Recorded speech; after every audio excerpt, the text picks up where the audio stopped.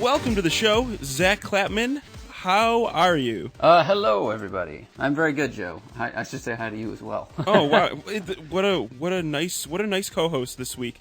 This week we're going to be talking about the future of automotive ownership here on the Joe Q Car Show, and I brought Zack along because he is a car guy through and through. Yeah, I mean, some people may know my voice. Some people, if you don't, I'm the co-host of the Smoking Tire podcast, supervising producer of Drive on NBC Sports, shot TST and Tuned and a bunch of the Drive Network stuff. So just so they know why they should actually pay attention to the stupid things I say. I just assume that you need no introduction because you have been all over the place, and that's why I wanted to bring you onto the show because you have some pretty unique background when it comes to cars. Yeah, I guess you kind of have to learn some stuff when you buy a 60s Pontiac when you're in high school because it's gonna break. I had the good fortune of helping myself and some other friends, like, restore is the wrong word. Pretty much it's repair and get running, a variety of different kind of classic cars. So I learned a little bit there, and I built a Kit Cobra with my dad and my brother, which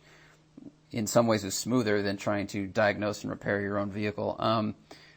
But it's funny, now I'm trying to learn how to work on modern cars with my BMW, my M3, and it's like there's a lot more stuff in between you and the part you want to get to, and there's a lot more computers, so, it's all a journey. When going into the future here, I would say, within the next 5 to 10 years, I think car ownership is going to be changing for everybody, and maybe that experience of owning a car for the first time might be a lot different, and I think maybe people might not even own cars for a first time. I think cars might be going more the way of a service. I think there will always be people that want or need to own their own car if you live somewhere. If you don't live in an urban area, the market of car services shrinks. We had a shoot in rural Kentucky once, and we tried to call an Uber, and it didn't exist. So we had to called a local taxi company, and a woman just showed up in her Ford Taurus, like no signage on it, but that was the local taxi. So there will always be, at least for a very, very, very long time, people that need to own their own vehicle. But I think as Uber, Lyft, and other ride-sharing endeavors have shown us, look, people aren't making a ton more money every year. And especially if you're a new person, if you're a teenager or a young adult, your income's probably not very good. So if you can get rid of either car payments or insurance payments and just summon a car when you need one or rent one when you need one, I think there's a lot of economic incentives for people to avoid owning cars. And we're just starting to see the tip of that interest of how many people are okay with that. Yeah, it's something that was prominent on the fringes of the Detroit Auto Show this year. There was a few different companies that were pitching ideas of micro leases, basically month-to-month leases on vehicles. And then also, of course, there's services like Turo that exist where you it's like Airbnb for cars, if you're not familiar with what Turo is. Do you see yourself using a service like that, Zack? I've been very interested in Turo, and for me, it would be Turo has a pretty interesting variety of cars in LA. I mean, you can rent anything from like a '66 Mustang. I saw a wide body, SEMA ready Camaro. So I think for me, Turo is interesting in that it offers the opportunity to drive an interesting variety of cars at a moment's notice instead of trying to get a private car for a shoot or something for a day. If I want to see what it's like to, take my girlfriend on a date in a '69 Chevelle, I could do that. So I'm interested in that side of it, and even also, I guess my interests are more like, what is the occasion? Do I want to have a special car for a special occasion, or if I want to go off-roading and camping, but I don't have a 4x4 vehicle, Turo might provide that opportunity for me at a lower cost than like Hertz. I find that is kind of where my head is at too. For me, for somebody who likes cars, I think that having people own cars differently is probably going to be a pretty cool thing, because that means that there's going to be infrastructure there for us. When we go down the line and we kind of extrapolate what happens here, where do you think this is going to lead? Do you see people owning? You already said you see car ownership going on for a very long time, but what about for the enthusiast? What is an enthusiast going to look like 20 years from now? Well, I think to go back real quick, I think the percentage of people in, let's just say, the United States or that own cars will slowly drop because of urban density growing and people being more accustomed to ride sharing and these other kind of new things coming out. So I think the percentage of people that own cars will drop, even if overall sale numbers go up, because the population is going to grow. Enthusiast-wise, man, that's a hard egg to crack. Like, I know everyone wants to have a different hypothesis on it, because on the one hand, you've got Turo can provide, in the right city, you can provide the enthusiast with like almost a simulated car collection. You know, if you can't own a different flavor of car for each mood, like I have one car. You know, I don't have 10, which would be great, but I can have those different experiences when I want them, if I can afford them. You know, if I want to have a truck day or go on a trip or drive a muscle car just for a day to scratch that itch, you can do that.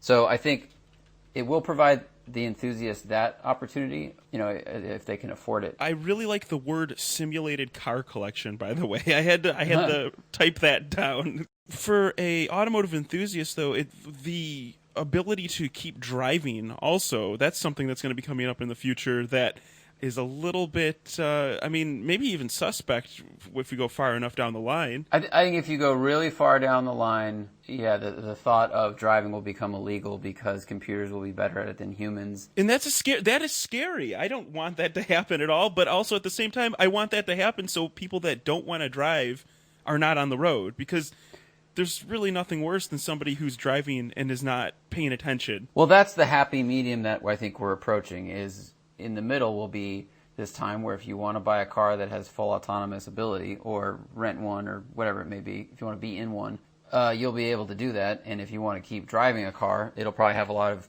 you know, safety systems like that. I mean, even just today, like you can get $30,000 cars with radar cruise and auto braking and all these different things. So you can have those choices. Now, if you jumped hundreds of years in the future... Well, I'll be transported by Hyperloop. Well, like, you know, okay, 40 years in the future, let's say, will they be making the decision that humans shouldn't drive cars because they are too dangerous? I have no idea. What I really wanted to ask you was questions about how is it going to be being a car guy in the future? What are you gonna do? Are you gonna just like stock up on 80s and 90s cars, or go back to the 60s? What's your garage gonna look like when all these cars are autonomous and flying around and driving themselves? What people collect as they get older, or what they're into, usually just is a marker of what they were into when they were young and had no money. So, you know, well, you know, like the guy that buys a $500,000 Countach. You know, it's a great car to drive subjectively. It is a terrible car to drive objectively. So that person saw it when they were 5 or 16, and now they have enough money to buy it. So what I would be into, I mean, I think because I grew up around hot rods a little bit, I kind of have a weird, like my brain is into weird eras of things, but I would totally be into the 90s cars I couldn't afford, and, you know, Supras and all the other things that people my age tend to lust after, R34s. Like, none of these answers are very unique. I just might have like a 33 Ford thrown in there somewhere. But nice. The interesting thing will be the people that are right now are like 5 years old, 10 years old, 16 years old. You know, if they're into Forza, or if they go to car shows, or if they watch the YouTube channels, they're going to lock into the cars they see right now. We know that videos about new cars get way better views than videos about individual cars, unless it's some bonkers, you know, crazy machine like Ring Brothers build or something like that. Yeah, you know, if it's just like if it's the right combination of alphanumeric characters, you know, if it was like twin engine LS swapped Supra, then it's going to get a lot of clicks. But that just tells you that people get into the stuff they can read about in magazines and see the most. So I think for a long time you will see you'll be able to basically determine someone's age for the most part based on what they're into. And what will be interesting is in the next, let's say, 15 to 25 years, when more and more cars go autonomous and more people are really into that, how car companies design their cars as far as interior and exterior and technology, and how many cars will they have left that are aimed at the enthusiasts, because that will then, I think, determine what cars the kids of that era get into. Does that make sense? Yeah, because what the future of design is, I mean, if they're coming out with a bunch of driverless vehicles without steering wheels, people aren't going to be that excited about driving unless there's already somebody in the family or somebody they're close with taking their Miata out to a track and paying, like the way people that own horses, equestrians, like the way they do it, like I'm not into horses. That's an old-fashioned thing. And I feel like that's what's going to happen to car guys. Like and car gals, sorry, car people. So like what I'm saying is we're going to be like the horse people of the new day. Like people are going to look at us and be like, why would you put all that money and time and feed and care into that thing when you can just get to the place you're going faster and do other things? True, but I think we're already looked at that way by a lot of people. I mean, I have friends that drive, Camrys, whatever. Like, pick your reliable, smart purchase. And I sit here on Instagram complaining about the check engine lights on my BMW, and it's like, why'd you buy that? Like, I don't understand. You could get a car for $4,000. You could get a $4,000 Camry that will last forever, comfortable car, drives fine, and will always work. So that misunderstanding, that's just, I don't understand people that like to knit. There's hobbies don't always have to make sense. I guess that's a good point, but the numbers will have to go down because, or maybe they don't have to go down, because maybe driving turns into kind of like a theme park experience where, I mean, there's that place out in Florida that I think you were involved with. Oh, the firm? The firm, yeah, exactly. I think maybe more driving experiences might open up, but only in professional driver on closed courses kind of things where people are taking you for drives on, and like people used to do this. Well, but then the numbers will, if what you say is true, the numbers will still go down because the firm and driving schools, like, that's cost prohibitive. Or an amusement park, like going to Disneyland, is not a cheap day. No. So if you don't have that, if people and kids don't have the day-to-day exposure to cool cars, if the number of people driving interesting cars goes down for whatever reason, they just won't have that natural exposure to it. That's why I know Forza is trying to make a very concerted effort to get into e-racing, and they want to keep exposing kids to cars through video games. And their hope is that by exposing kids to racing on games, it will get them into cars almost like in a backwards way. Like, instead of being into cars and going and finding a racing game, you will be into a racing game, and then you will go look for cars in other places. Why keep cars around at all? I'm being totally the devil's advocate here.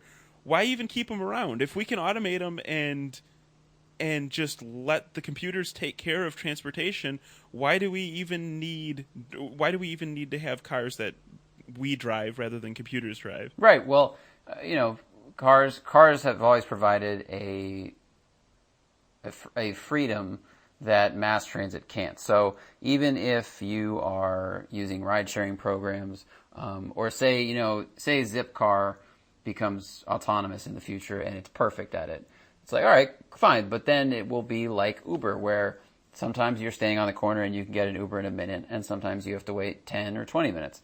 So there will be people that don't want to wait that amount of time, and they want to always be in control of where they can go. And I think that is part of the human spirit, is individuality and freedom and, master of your own domain. But, which is not, I didn't mean that as a Costanza joke, but I feel like that's how you heard it. But I think there will be people that will that are very pragmatic, and they'll say, look, there's this rideshare company that I can get a car in 5 minutes. It picks me up. It takes me to all the errands I have to do. It won't leave me if I pay this much money, or I can let it go and get a different one. And it saves me X dollars a month from owning a car. And now I don't have to have a house with a garage. So I can either, houses could be designed to not have garages anymore, and you get more space for your dollar, or more usable space. Like, I think there's going to be a lot of systems in the world that will adjust to a new transportation era. And the people that want to keep cars around, they may have very specific tasks like ranching or driving a really long distance, or they just want to keep that control and have their own vehicle for a long, long time. And I think that spirit will live on for quite a while. The rich person that's like, well, I don't want to get into some dirty public transit autonomous vehicle. I just want to jump in my own, movable living room and be whisked away to a place. But I can also see that person saying, yeah, and sometimes I want to go have some fun, so here's my fun car that I actually drive around. So I think that, like you're saying, it's kind of, it's part of being the human spirit of exploring and going and doing things. I don't think that's going away, but out of pure convenience, it's definitely going to be a thing we're going to see less and less. But yeah. Hopefully, you know what I'm hoping for? I'm hoping that the used car market really just opens up and the prices end up falling on really cool things. That's a very interesting point. I have not heard someone bring that up, but that is a good call. It's simple supply and demand. If there's a lot less people that need these vehicles, like I think if I can go find an Integra, not even a Type R, but like a cool Integra in decent shape, I'll pay for that. Or, there's all kinds. What are Evos going to be like eventually? What are the prices going to look like? They're already depends on your definition of affordable, but those are in the mid-teens, and that's a whole lot of car for the mid-teens, right? If it hasn't been beat up. So I think that the used market is always a fun place to be, and it's getting more fun because cars, since the 90s have been getting a lot better and they're more reliable. They just seem to understand, the materials got better, unibody construction, stiffer chassis, all those things. So if you let's see, like Matt Farah's got his Mustang and it's built to the hilt. And when he had an R32 Skyline, he was like, you get in the Skyline, which is built at the same time as the Mustang, the same year. And it's like, this car's got to be 15 years newer. So that was materials, engineering, and effort on the side of Japan. And Nissan versus what, the coming out of the 80s, the 70s and 80s, what American cars were doing. So we're going to have a really good playground in the used market, starting in the 90s and the aughts and the teens. Stuff. Oh my gosh, yeah. Right now, the cars, a Camry has 300 horsepower, a Town and Country has like 278, a Camaro, the quote slow Camaro with a V6 you can get it with a 1LE package. Like, there's some really serious stuff that will be fun in 15 years. And it's not like people 15 years from now will be born with the skills that can only be satiated and challenged by 600 horsepower. Like, if you're a new or a good driver, like, you should still, 300 horsepower is 300 horsepower. It doesn't matter if it's a V6 or a V8 or a turbo. The power bands are different, but like, there's just a lot of really fun stuff being built right now, especially. Oh my gosh, those EcoBoost Mustangs, man! Like, they're going to be a dime a dozen. Yeah. But if you could find a manual EcoBoost Mustang 15 years from now, yeah, the future is pretty bright for if you're a car person and you want to scoop something up used in 15 years. I think we're going to be in really good shape. And like you were saying, the car quality has improved. Basically, anything from early 90s and go all the way up till now, we'll have plenty of cool cars to drive around in. But all right, Zach, I think that was a pretty good conversation. Where can the people find you? The people can find me. Listen to the Smoking Tire podcast, please. You can get it on shoutengine.com/the Smoking Tire, or anywhere you get your podcasts. We are there. And if you want to follow me on Instagram, my Instagram is fake Zack Klapman, which is spelled ZACK Klapman. Fake. Everyone knows how to spell fake, but no one knows how to spell my last name. Well, thank you very much for coming on and talking cars with me, and I hope that it was interesting for you. If you guys want to get in contact with the show, check it out. You can follow me all over on social media at JoeQCar on Instagram, Twitter, and even on Facebook. Thanks again for listening. Say bye, Zach. Bye, Zach. No, thank you, Joe. That was a fascinating conversation. Thanks for having me. The Joe Q Car Show is powered by Shout Engine. Go to shoutengine.com right now and start your own podcast for free in under 5 minutes with shoutengine.com. And a big shout out to Nail 1200 for composing the theme music that I'm using. And a big thanks to anyone who's sharing and liking the show over on Facebook. Head over to facebook.com/JoeQCarShow. Give it a like. Thanks a bunch.